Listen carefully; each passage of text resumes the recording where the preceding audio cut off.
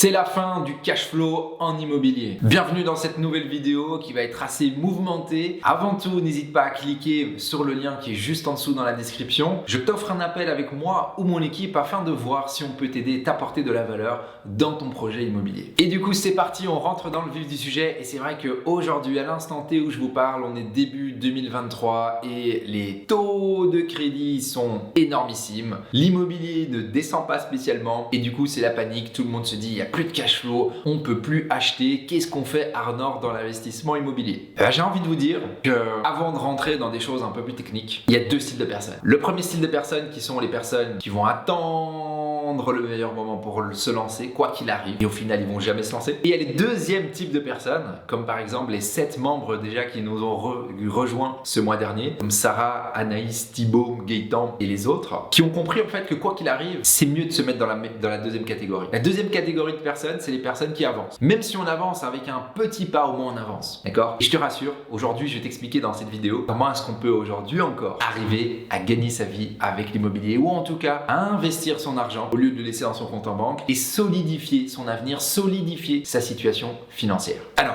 pour que tu comprennes comment est-ce qu'on s'enrichit en immobilier, il faut que je décortique les 3 vecteurs de l'enrichissement. Le premier vecteur de l'enrichissement de l'immobilier, c'est ce qu'on appelle le remboursement du capital. Donc, quand tu fais un achat immobilier, qu'est-ce qui se passe? C'est que, imagine qu'on est dans un projet de 200 000 euros. Projet de 200 000 euros, on va devoir payer des frais d'acquisition, donc tu sais, les frais d'enregistrement, les frais de notaire, etc. On va devoir payer peut-être 10 à 20% parce qu'on ne peut pas accéder au crédit à 100, 125%, d'accord? Alors, dans certaines situations, on peut, je te rassure, c'est pas le but de la vidéo. N'hésite pas à regarder sur la chaîne, on parle du 125% dans d'autres vidéos, mais ici, si on a une situation basique et qu'on ne sait pas utiliser les leviers, que vous ne savez pas utiliser les leviers, vous allez devoir mettre 10 à 20% sur la table, plus les frais de notaire, etc. Et du coup, on va vous dire, ok, mets 30 000 euros sur la table pour ton projet immobilier. J'ai un exemple. Aujourd'hui, on met 30 000 euros sur la table pour un projet immobilier qui en vaut 200 000. Et qu'est-ce qui se passe? Quand on fait de l'investissement, c'est que tous les mois, on rembourse le crédit. Mais quand on fait de l'investissement, c'est pas nous qui remboursons le crédit, c'est nos locataires qui remboursent le crédit. Et du coup, nous, ce qu'on est en train de dire, c'est que tous les mois, nos locataires remboursent le crédit. Donc nous, on a injecté 30 000 euros dans le projet. Et c'est déjà un projet qui vaut 200 000 euros. Et le crédit se fait rembourser par quelqu'un d'autre. Nous, notre argent, on n'y touche pas. Mais imagine dans 10 ans. Qu'est-ce qui s'est passé? C'est que dans 10 ans, si tu le revends, tout ce qui a été remboursé comme crédit, imagine que c'est 700 euros. Allez, non, on va dire un chiffre rond. 500 euros. Comme ça, les calculs sont faciles parce que je suis pas un mathématicien. 500 euros de remboursement de crédit tous les mois. Sur une année, ça fait 6 000 euros. Sur 10 ans, ça fait 60 000 euros. Ces 60 000 euros, c'est pas toi qui l'as remboursé. C'est tes locataires. Ces 60 000 euros, quand tu vends ton bien, ils vont dans ta poche. D'accord? C'est ça, un des premiers leviers d'enrichissement de l'immobilier. C'est que tu peux créer de l'argent grâce à ce remboursement du capital. Ok? Alors oui, si tu ne vends jamais le bien, tu ne touches pas ça, mais à un moment donné, ton bien il a pris en valeur. Et ce bien qui a une valeur, sur lequel tes locataires ont remboursé le capital, cette valeur-là, tu peux l'utiliser pour acheter un autre bien, etc. Et du coup, tu crées un mécanisme. Ok?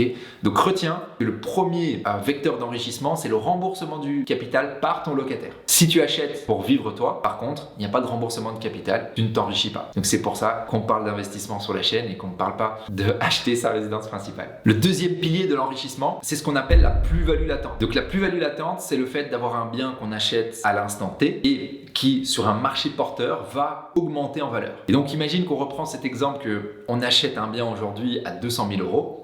Ce qui va se passer, c'est que dans quelques années, ce bien a augmenté. Moi, par exemple, j'ai acheté un immeuble il y a 3 ans qui m'a coûté 470 000 euros à l'achat. J'ai fait 100 000 euros de travaux, donc 570 000 euros de valeur immobilière. Aujourd'hui, 2 ans donc après, il vaut 750. Donc tu comprends par là que j'ai quasi créé 200 000 euros de plus-value latente parce que le bien se trouvait dans une localisation qu'on avait analysée qui était intéressante et qui allait vachement évoluer en termes de prix. Donc j'ai créé 200 000 euros sur 2 ans juste grâce à un achat qui a bien été fait. Et le troisième et dernier pilier de l'enrichissement, c'est le cash flow. C'est la pointe visible de l'iceberg, c'est ce que tout le monde apprécie parce que c'est ce qui directement rentre dans notre poche. Et aujourd'hui, c'est ce qui est le moins intéressant, je vais dire. Tout le monde veut du cash flow, mais pour moi, en fait, c'est une vision faussée parce que les deux autres mécanismes sont très puissants. Et un bon investissement, je te rassure, c'est les 3. Il faut avoir les 3. Mais aujourd'hui, avec la hausse des intérêts et avec le fait que le marché stagne, qu'est-ce qui se passe? C'est que le cash flow est moindre. Alors, je te rassure, on arrive quand même à faire du cash flow. Donc, cash flow, ça veut dire quoi? Ça veut dire qu'on a un loyer. Imagine qu'on a 1500 de loyer. Imagine qu'on a un crédit de 1000 euros, ça fait 1500 moins 1000 sur le mois. Imagine qu'on a 200 euros de charge. Donc, il restait 500, ça fait 500 moins 200. Il nous reste 300 euros net tous les mois en poche. Donc, ça, c'est des choses qu'on peut encore faire quand on achète moins cher et qu'on optimise les modes d'exploitation qui nous permettent de doubler voire tripler les loyers qu'on fait. Et ça, c'est encore faisable. C'est plus difficile et c'est beaucoup plus technique parce qu'aujourd'hui avec l'augmentation des taux, oui, ça vient gratter un petit peu notre cash flow, mais ça reste encore très faisable. Donc voilà, mais ce qu'il faut que tu comprennes sur cette vidéo, c'est que ces 3 véhicules d'enrichissement t'enrichissent. Et il ne faut pas s'arrêter à un, il faut avoir les 3. Et si tu crées un investissement qui te permet d'avoir les 3 véhicules de l'enrichissement, alors là, tu es sur une opportunité de marché incroyable. Donc pour finir cette vidéo, non, le cash flow n'est pas mort, mais surtout c'est important en fait que tu comprennes qu'il n'y a pas que le cash flow, d'accord? Et si tu as compris comment t'enrichir via l'immobilier et si tu mets d'application ce que je t'ai partagé aujourd'hui dans cette vidéo, et quoi qu'il arrive, tu vas t'enrichir dans l'immobilier. Et comme je le disais tout à l'heure, comme les membres qui nous rejoignent chaque semaine, ils ont compris que oui, le cash flow c'est bien, mais que c'est mieux d'investir aujourd'hui que de rien faire avec son argent. Parce que quoi qu'il arrive, on va s'enrichir via les 3 véhicules de l'enrichissement. Même si oui, il y a un peu moins de cash flow,